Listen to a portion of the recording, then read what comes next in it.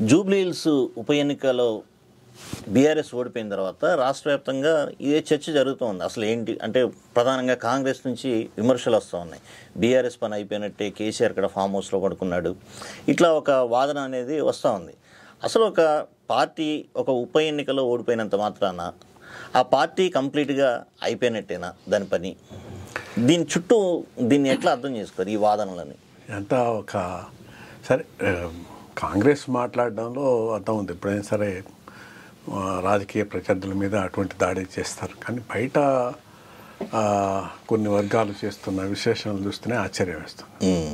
అంటే చాలా మందిలో ఏంటంటే టీఆర్ఎస్ ఆర్ బీఆర్ఎస్ ఫినిష్ అయిపోవాలని కోరుకుంది.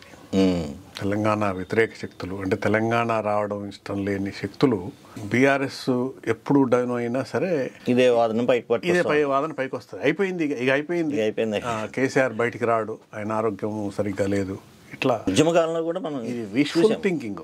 ఒక దురాశాపరులు, తెలంగాణను ఉద్దేశించే దురాశాపరుల విష్ఫుల్ థింకింగ్. ఓకే, వాళ్ళ కోరిక. చాలాసార్లు టీఆర్ఎస్ ఇట్లా కింద పడడం మళ్ళీ లేవడం, కింద పడడం మళ్ళీ లేవడం అనేది ఉద్యమ కాలంలో చూస్తున్నాం, తెలంగాణ వచ్చిన తర్వాత కూడా చూస్తున్నాం. అట్లా ఒక ఉప ఎన్నిక తోటి ఒక పార్టీ మొత్తం నాశనం అయిపోవడము, లేదంటే ముక్కలు అయిపోవడము, ఇట్లా ఎప్పుడు జరిగిన దాఖలాలు లేవు. అట్లా జరిగే పని అయితే ఇప్పుడు రేవంత్ రెడ్డి మాట్లాడేది కూడా ఆయన కోరిక, అదే కోరుకుంటున్నాడు కాబట్టి కోరుకుంటున్నాడు. బట్ ఒక ఉప ఎన్నికలో లేకపోతే 2 ఉప ఎన్నికల్లో ఓడిపోయినంత మాత్రాన్ని పార్టీ ఆగమైపోతుంది, ఇక ప్రత్యామ్నాయం లేకుండా పోతుంది అనేది ఆలోచించే పని అయితే రేవంత్ రెడ్డి అలా ముఖ్యమంత్రి అయ్యేవాడు కాదు. ఎందుకంటే ఆయనకు దుబ్బాక బై ఎలక్షన్ లో డిపాజిట్ రాలే, హుజూరాబాద్ బై ఎలక్షన్ లో డిపాజిట్ రాలే, మునుగోడు బై ఎలక్షన్ లో డిపాజిట్ రాలే, అసలు కంటెస్ట్ లోనే లేరు. వాళ్లకు ఫైట్ ఇచ్చింది ఎక్కడ అంటే నాగార్జున సాగర్ లో, హుజూర్ నగర్ లో ఫైట్ ఇచ్చినారు. 3 చోట్ల పోటీలు లేరు, 2 చోట్ల బీజేపీకి ఫీల్డ్ వదిలిపెట్టినారు, అని 3 చోట్ల కూడా అక్కడ కూడా అట్లా పార్టీ మరి అధికారంలోకి వచ్చిందిగా. జీరో నుంచి కదా వాళ్ళు కూడా, జీరో నుంచి మళ్ళా ఒక్కసారి లేచి కొట్లాడినారు, అధికారంలోకి వచ్చినారు, నిలబడ్డారు. అందుకని అదే పరిస్థితి రేపు బీఆర్ఎస్ కూడా రావచ్చు. ఎందుకంటే మాస్ మూవ్మెంట్ ఉంది, బేస్ ఉంది కదా. బీఆర్ఎస్ కు ఒక బలమైన శక్తి అది. వీళ్ళెవ్వరు ఏదన్నా మాట్లాడొచ్చు కాక తెలంగాణలో ఇంకా గట్టి పునాదులు ఉన్న పార్టీ బీఆర్ఎస్. డెఫినెట్ గా జూబ్లీ హిల్స్ లో కూడా 75,000 ఓట్లు వచ్చినాయి. డిపాజిట్ పోయినోడు ఏడవాలి, కానీ బీఆర్ఎస్ కి ఏముంది? బీఆర్ఎస్ కు గట్టి ఫైట్ ఇచ్చింది, గెలవాలని కోరుకున్నారు, కాలేదు. ఏ ఎన్నికల్లోనైనా సరే ఇటువంటి ఫలితాలు వచ్చే అవకాశం ఉంటాయి కదా. అందుకని ఈ బై ఎలక్షన్ తోటి బీఆర్ఎస్ తలరాత మారదు. ఓకే, బీఆర్ఎస్ దాని ప్లస్లు మైనస్లు అన్నీ ఎన్ని ఉన్నప్పటికీ దాని మీద చాలా విమర్శలు ఉన్నాయి. బీఆర్ఎస్ ఓడిపోవడానికి, మన అధికారం కోల్పోవడానికి కారణమైన అనేక అంశాలు, అనేక విమర్శలు ఉన్నాయి. ఆ విమర్శలన్నీ కాగా పోగా అది స్టిల్ అదే ఒక బలమైన శక్తిగా అదే ఉంటుంది. తెలంగాణ రాష్ట్రానికి ఒక బలమైన ప్రత్యామ్నాయంగా ఎప్పటికీ అదే ఉంటుంది. తర్వాత ఇక పార్టీలో అంతఃకలాలు, తర్వాత గొడవలు ఏ పార్టీలో లేవు. ఇప్పుడు అదే అనుకుంటున్నా. ఇప్పుడు కవిత ఎపిసోడ్ని మనం ఓవరాల్గా ఎట్లా చూద్దాము? కవిత తన బహిష్కరణకి గురవటం, బయటకు వచ్చి అంతకుముందే చాలా యాక్టివ్గా ఉంది. తను ఎప్పుడైతే కేసు నుంచి బెయిల్ తీసుకొని వచ్చిన తర్వాత పార్టీ దూరం పెడుతుంది అన్నది అనుకున్న దగ్గర నుంచి కొంచెం యాక్టివ్ అయ్యారు. ఇప్పుడు కవిత గారిది ఆమెకు కావాల్సిన అవకాశాలు ఇచ్చింది పార్టీ, ఆమె ఓడిపోయింది. అంటే ఆమె ఎన్నికలలోనే ప్రజలు డిస్కౌంట్ చేసినారు. సరే, ఆమె తనకు పార్టీలో తగిన ప్రాతినిధ్యం ఇవ్వట్లేదు, గుర్తింపు ఇవ్వట్లేదు అనే కారణం చేత మాట్లాడింది. దాని పర్యవసానంగా పార్టీ నుంచి ఎక్స్పెల్ చేసినారు. ఆమెకు ఒక షీ కల్టివేటెడ్ అనే ఒక జాగృతి అనే ఒక ఆర్గనైజేషన్ నిర్మాణం చేసుకున్నారు. ఓవర్ పీరియడ్ దాన్ని నిలబెట్టుకున్నారు. దాని చుట్టూ తన కార్యక్రమాలు చేస్తూ వచ్చినారు. తెలంగాణ ఉద్యమానికి బతుకమ్మను ఒక సపోర్ట్గా, ఒక మద్దతుగా సక్సెస్ఫుల్ గా నిర్వహిస్తూ వచ్చినారు. అసలు యాక్చువల్గా బతుకమ్మ వేరే వాళ్ళు మొదలుపెట్టిన వాళ్ళు, ఒక జర్నలిస్టుల బృందం మొదలుపెట్టింది. 2005లో ట్యాంకు బండ్ మీద బతుకమ్మ ఉత్సవాలు చేసి తెలంగాణ ఉద్యమానికి మద్దతును సమీకరించాలని ఒక జర్నలిస్టుల బృందము కూర్చొని మాట్లాడుకొని భాగ్యనగర బతుకమ్మ ఉత్సవ సమితి అని దాన్ని పెట్టిరు. భాగ్యనగర బతుకమ్మ ఉత్సవ సమితి, దానికి పి జనార్దన్ రెడ్డి కన్వీనర్. పెట్టి ఇక్కడ మన ఖైరతాబాద్ నుంచి బీఆర్కే భవన్ దాకా ఇప్పుడు అమరవీరుల దగ్గర అక్కడ దాకా పెద్ద ఎత్తున ఉత్సవాలు చేశారు 2005లో. ఓకే, ఇప్పటికే అవన్నీ పేపర్లలో క్లిప్పింగ్స్ ఉంటాయి. ఆంధ్రజ్యోతిలో పనిచేసే వాళ్ళు, పర్టికులర్గా ఈ ఆంధ్రజ్యోతిలో పనిచేసే జర్నలిస్టుల బృందం, బయట కొంతమంది గంట చక్రపాణి, ఇంకొక బాలాజీ అని ఇంకో మిత్రుడు, వీళ్ళంతా కలిసి ఆలోచన చేసి ఈ ఉద్యమానికి సపోర్ట్గా ఒక సాంస్కృతిక ఉద్యమం జరగాల అనే ఆలోచన చేసి అందరినీ సమీకరించి అన్ని పార్టీల వాళ్ళు పార్టిసిపేట్ చేసినారు. 2005లో ఈ పర్టికులర్ ఫోర్సెస్ నిర్వహిస్తే 2006కు వచ్చేటప్పటికి కవిత గారు వచ్చినారు. She has taken over this education. దాన్ని పెట్టుకొని మంచిగా చేసినారు. ఆమె చేయాల్సిన కృషి అంతా చేసినారు, దాంట్లో ఏమీ అనుమానమే లేదు. చేసినారు కాబట్టి ఆమె నిజామాబాద్ నుంచి ఎంపీ గెలిచినారు, ఒక ఇంపార్టెంట్ రోల్ ప్లే చేసినారు. ఇవాళ ఆమె బయటికి పోయి తిరుగుతున్నది, తను మాట్లాడుతున్నది, ఆరోపణలు విమర్శలు మామూలుగా విమర్శలు చేస్తున్నారు, గట్టి ఆరోపణలు చేస్తున్నారు. ఇప్పుడు ఒకటి, ఎంత గట్టి ఆరోపణలు చేసినా ఎంత విమర్శలు చేసినా జనం రిసీవ్ చేసుకోవాలి. ప్రజలు ఎట్లా రిసీవ్ చేసుకుంటున్నారు, ఎంత సమీకరణ జరుగుతోంది, నీ వైపు ఎంత సమీకరణ జరుగుతోంది. మీరు బీఆర్ఎస్ లో ఒక ఇంపార్టెంట్ పాత్ర పోషించి బయటకు వచ్చినారు. ఎంత బీఆర్ఎస్ ని వెనుక వచ్చింది, అవే కొలమానాలు కదా. మీరు బలపడుతున్నారా బలహీనపడుతున్నారా అని చెప్పడానికి బీఆర్ఎస్ లో ఉండే ఎంత ఫోర్స్ మేము వెనక వచ్చింది అని చూస్తారు ఎవరైనా. అట్లాంటిది ఏమి లేదు. ఆ జాగృతి ఫోర్సెస్ ఆమె వెనక గట్టిగా ఉన్నారు, వాళ్ళు ఏదో చేస్తా ఉన్నారు. ఇప్పటికప్పుడే ఆమె ఒక ఫోర్స్ గా మొత్తం ఏదో ఆగమాగం చేస్తుంది, బీఆర్ఎస్ ను అతలాకుతలం చేస్తుంది అని చెప్పడానికి లేదు. ఎప్పుడైనా ఇట్లాంటి ఫోర్సెస్, కవిత గారు కానీ ఇంకోటి కానీ, గతంలో విజయశాంతిని చూసినాం, పక్కకు పోయి చేయగలిగింది ఏమీ లేదు.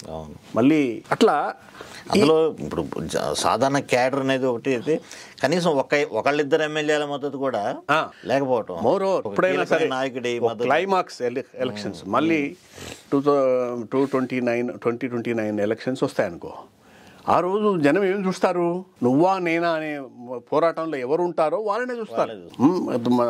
పక్కన ఉండే 10 మందిని చూడరు. కాంగ్రెసా బీఆర్ఎస్ఆ అక్కడే ఉంటుంది, అంత అందరి ఇది దృష్టి అంతా దాంట్లో ఉంటుంది. ఆ రోజు మళ్ళా అలయన్సెస్, ఇంకా చాలా చాలా ఫోర్సెస్ కలవడాలు, విడిపోవడాలు ఇవన్నీ ఉంటాయి. అందుకని కవిత గారు ఒక ఫోర్స్ గా ఎమర్జీ అవుతారా లేదని ఇప్పుడు ఎప్పుడే వెంటనే చెప్పలేము. కానీ ఇప్పుడు చూస్తే గనక ఆమె ఒక బలమైన ఫోర్స్ గా ఎమర్జీ అయ్యే అవకాశాలు తక్కువగా కనిపిస్తుంది. ఓకే, ఇప్పుడు హరీష్ గారి గురించి మాట్లాడుకుందాం. అవన్నీ హరీష్ గారు తర్వాత రామారావు గారి మధ్యన ఏదో పంచాయతీ ఉందని, మన సంతోష్ ఏదో ఇవన్నీ వాళ్ళకి కావాల్సిన పద్ధతుల్లో, అంటే బీఆర్ఎస్ తలాకుతలం అయిపోతుంది, ఆగమైపోతుంది అని చెప్పడం కోసం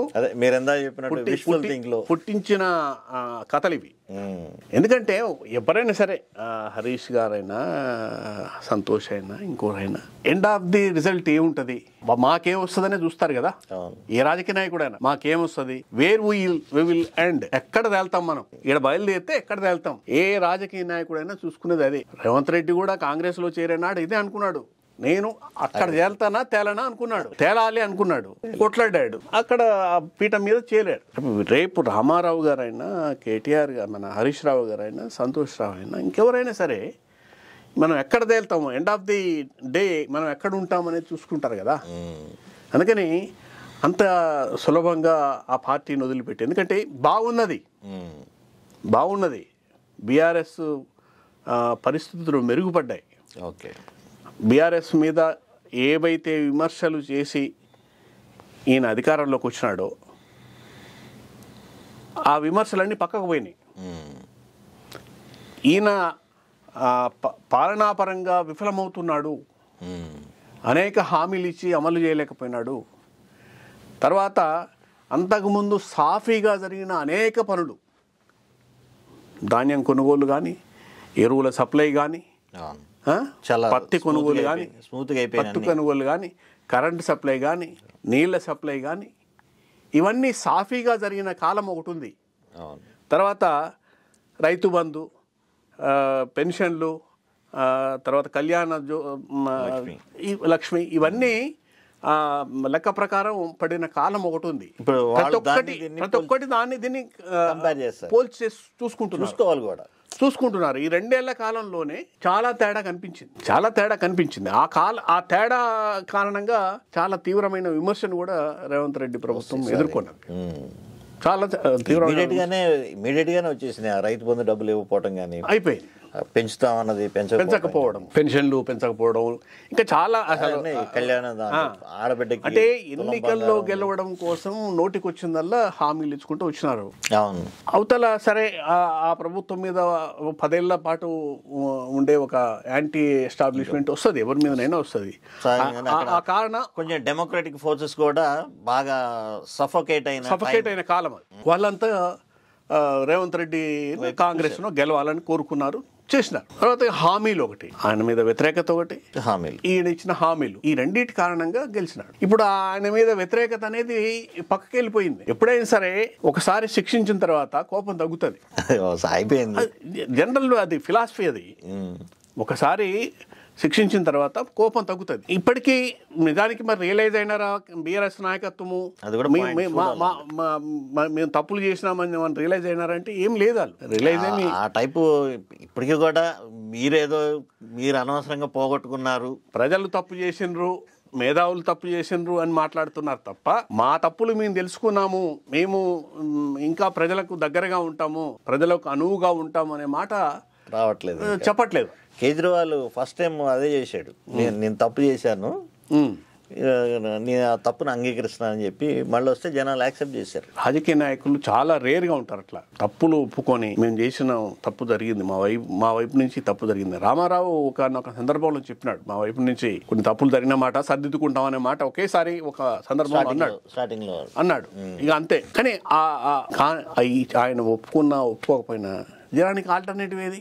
ఇదే కనపడుతుంది. జనానికి ఆల్టర్నేటివ్, జనానికి ఒకవేళ ఈయన ఫెయిల్ అయితే తప్పనిసరిగా ఎన్నుకోవాల్సింది ఆయనే. ఎందుకంటే ఇంకో పక్కన బీజేపీ అంటారు. బీజేపీ అనేది ఆల్రెడీ ఒక 2 పర్యాయాలు అయిపోయింది, 3వ పర్యాయం పరిపాలిస్తుంది దేశాన్ని. వాళ్ళు ఉద్ధరించింది ఏమీ లేదు, వాళ్ళు స్టేట్ ను ఉద్ధరించింది లేదు, ప్రజలకు పెట్టింది లేదు, ప్రజల నుంచి గుంజడమే తప్ప. అందుకని ఆల్టర్నేటివ్ ఏముంది? మళ్ళీ టీఆర్ఎస్ఏ, బీఆర్ఎస్ఏ. అందుకని ఆ వ్యతిరేకత, ఆ కోపతాపాలు అన్నీ కూడా సద్దుమణిగిపోతాయి. సార్ బయటకు రావట్లేదు. కేసీఆర్ గారి ఆరోగ్యం గురించి కూడా చాలా దుర్మార్గమైన ప్రచారం జరుగుతూ ఉంది. మంచి ఆ వయసుతో పాటు కొన్ని సమస్యలు వస్తాయి, ఎవరికైనా వస్తాయి. ఆయన కంటే చిన్నవాళ్ళం అనేక మందికి సమస్యలు ఉన్నాయి. అంత మాత్రం చేత ఆయన అయిపోతాడు, ఇక దానికి భవిష్యత్తే లేదు అనే ఒక రీడింగ్ ఇవ్వడం అనేది దుర్మార్గమైన, అది అసలు దాన్ని తీసుకోవడమే చాలా దుర్మార్గమైన ఆలోచన. కానీ కేసీఆర్ డెఫినెట్గా వస్తాడు. కేసీఆర్ ఆయన ఒక బై ఎలక్షన్ కోసం పోవడం ఎందుకు అనే దాంతో రాలేదని చెప్పి తెలుస్తున్నది. తర్వాత దానికి మంచి ఫైట్ చేసినారు. జూబ్లీ హిల్స్లో కూడా BRS given a good fight. మన అన్ని ఫోర్సెస్ అన్ని రకాల, ఇంకా నిజానికి వాళ్ళు పెట్టగలిగినంత డబ్బు వీళ్ళు కూడా పెట్టగలిగితే పరిస్థితి కొంత డిఫరెంట్గా ఉండేది. దానికి ఇంకా అనేక కారణాలు ఉన్నాయి. దాంట్లో హరీష్ రావు గారు సడన్ గా వాళ్ళ ఫాదర్ చనిపోవడం, ఆయన లాక్ అయిపోవడం, రాలేకపోవడం, ఇటు వీళ్ళు కాంగ్రెస్ వాళ్ళు అజరుద్దీన్ పేరుతో కొంత ఇస్తున్నారు. బట్ నేను అనుకోవడం ఏంటంటే మైనారిటీస్ కూడా గంపగుత్తగా కాంగ్రెస్ కు వేశారని నేను నమ్మట్లా. ఎందుకంటే మీరు ఆ డివిజన్ వైజ్ ఓటు అది చూస్తే కనుక షేక్పేటలోనే కాంగ్రెస్ కు తక్కువ మెజారిటీ వచ్చిన డివిజన్ ఏదంటే షేక్పేట. ఫస్ట్ నుంచి కూడా చాలా రౌండ్స్ లో తక్కువగానే వచ్చి ఫైనల్ గా మీ వాళ్ళకు యూసుఫ్ కూడా, రహమత్ నగరు, వెంగళరావు నగరు, ఎర్రగడ్డ, ఇక్కడ భారీ మెజారిటీలు వచ్చినాయి కాంగ్రెస్ కు. షేక్పేటలో బాగా తక్కువ లీడ్ వచ్చింది కాంగ్రెస్ కు, బోరబండ్లో తక్కువ లీడ్ వచ్చింది. అందుకని ముస్లిమ్స్ అంతా గంపగుత్తగా కాంగ్రెస్ కేసీఆర్ అనేది కూడా అబద్ధం. అది దట్ ఇస్ నాట్ ప్రూవ్డ్. మాట్లాడుతున్నారు గంపగుత్తగా పడ్డాయని. గంపగుత్తగా పడితే షేక్పేటలో అంత మార్జిన్ తక్కువగా ఉండే అవకాశం లేదు. ఇదంతా సరే, మొత్తానికి జనాలైతే ఆల్టర్నేటివ్గా ఎంచుకునే అవకాశము బీఆర్ఎస్కే ఉంటుంది. అయితే బీఆర్ఎస్ నుంచి ఏం జరగాల? ఈ ఒక నమ్మకాన్ని ఇవ్వాలి కదా. కేవలం ప్రజలు ఆల్టర్నేటివ్గా చూసినంత మాత్రమే వర్కౌట్ అయితేని చెప్పలేము. ఇట్నుంచి ఏం జరగాల్సి? వాళ్ళు బీఆర్ఎస్ ఇంతకుముందే మాట్లాడుకున్నట్టు they have to mend their ways, తమ వ్యవహార పద్ధతులను మార్చుకోవాలి. ప్రజల పట్ల ఎన్నికల తీర్పు పట్ల కూడా వాళ్ళు మాట్లాడుతున్న భాష సరైన భాష కాదు.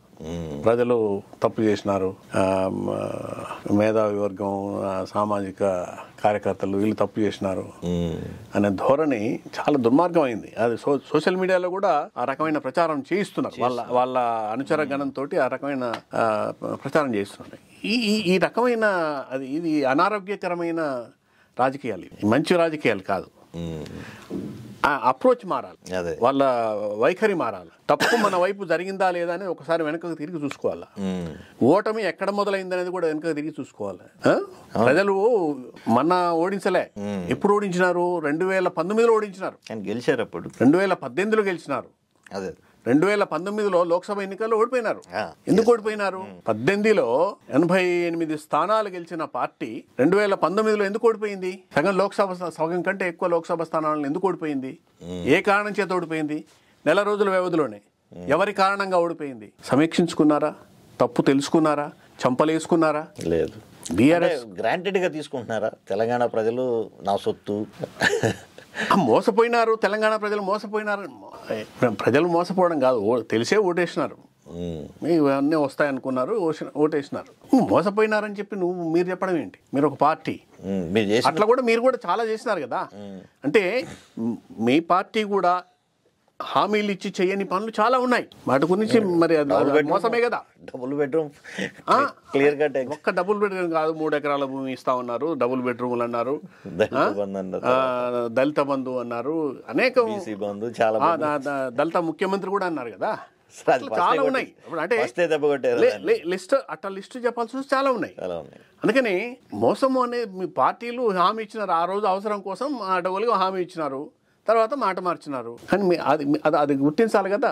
మేము తప్పు చేసినాము, మా వైపు పొరపాట్లు జరిగినాయి, మేము సర్దిద్దుకుంటాము, ప్రజలకు సరైన నాయకత్వాన్ని అందిస్తాం మేము అని చెప్పాలి కదా. ఒకటే బీఆర్ఎస్కున్న ఒక సుగుణం ఏంటంటే జనంలో ఉంటారు. ఇప్పుడు ధాన్యం కొనుగోలు కానీ, ఎరువుల పంచాయతీ కానీ ఎక్కడ వచ్చినా సరే వెంటనే ప్రజల దగ్గరికి వెళ్తారు, ప్రజల్లో ఉంటారు. కేసీఆర్ అలవాటు చేసిన పద్ధతి ఒకటి ఉంది. మీరు నియోజకవర్గాల్లోనే పడి ఉండాలి, జనంలోనే ఉండాలి అనేది ఒకటి ఆయన 10 ఏళ్ళు అలవాటు చేసినాడు. ఎమ్మెల్యేలందరికీ అది అలవాటు అయిపోయింది. ఇప్పుడు మీరు కాంగ్రెస్ ఎమ్మెల్యేలకు అలవాటు లేదు. కాంగ్రెస్ ఎమ్మెల్యేలకి ఏంటంటే ఈ పెళ్లిళ్లకు, చావులకు, పుట్టుకలకు వీటికి వెళ్ళే కల్చర్ ఇంతకుముందు లేదు. అంటే కాంగ్రెస్ నాయకత్వం అంతా కూడా కొంచెం ఫ్యూడల్ నాయకత్వం, పాత పద్ధతులకు అలవాటు పడిన నాయకత్వం. ప్రజలు మన దగ్గరికి రావాలి కానీ మనం పోవడం ఏంది అని. వీళ్ళేమో అస్తమానం పోయి ఊరూరా ఇల్లు తిరుగుతా 14 ఏళ్ళకి అంతకుముందు 14 ఏళ్ళకి చేసుకొచ్చిందంతా తర్వాత కూడా కంటిన్యూ చేసుకుంటూ చేశారు. ఇప్పుడు కూడా నడుస్తున్నది, అదే నడుస్తున్నది. వీళ్ళకు వాళ్ళకు ఉండే తేడా అది స్పష్టంగా ఉంది. ఇప్పుడు కొంతమంది కాంగ్రెస్ నాయకులు కూడా, నిత్యం ప్రజల్లో ఉండే నాయకులు కాంగ్రెస్లో కూడా ఉన్నారు, కానీ తక్కువ మంది. కానీ టీఆర్ఎస్లో మాత్రం కల్చరు అస్తమానం జనంలో ఉండే కల్చర్ను కేసీఆర్ అలవాటు చేయాలి. అది ఆ పార్టీకి బలం. ఇవాళ ఎంతో కొంత నిలబడ్డది అంటే అదే బలం. నిజానికి ఆ పార్టీకి కమిటీలు లేవు, ఇప్పటికీ కమిటీలు లేవు. మెంబర్షిప్ అప్పుడెప్పుడో చేయించిన 60 లక్షల మెంబర్షిప్ అని చెప్పుకున్నాడు తప్ప కమిటీలు లేవు, నాయకత్వం కింది స్థాయిలో నాయకత్వం లేదు. కానీ ఎందుకు అయినప్పటికీ పార్టీ ఎందుకు బలంగా ఉంది? పిలిపిస్తే జనం ఎందుకు వస్తున్నారు అంటే ఈ ఎమ్మెల్యేలు కానీ, మాజీ ఎమ్మెల్యేలు కానీ నాయకత్వం ఏదైతే ఉందో వాళ్ళకి అందుబాటు, నిరంతరం పోయి జనం దగ్గర ఉంటున్నారు. వాళ్ళ కష్టము నష్టము అన్నీ వస్తే పోయి చూసి పలకరించి ఓదార్స్తారు. అందుకని వాళ్ళకి ఇప్పటికీ ఫోర్స్ ఉంది. థ్యాంక్ యూ సార్, మా స్టూడియోకి వచ్చి వివరాలు పంచుకున్నందుకు ధన్యవాదాలు.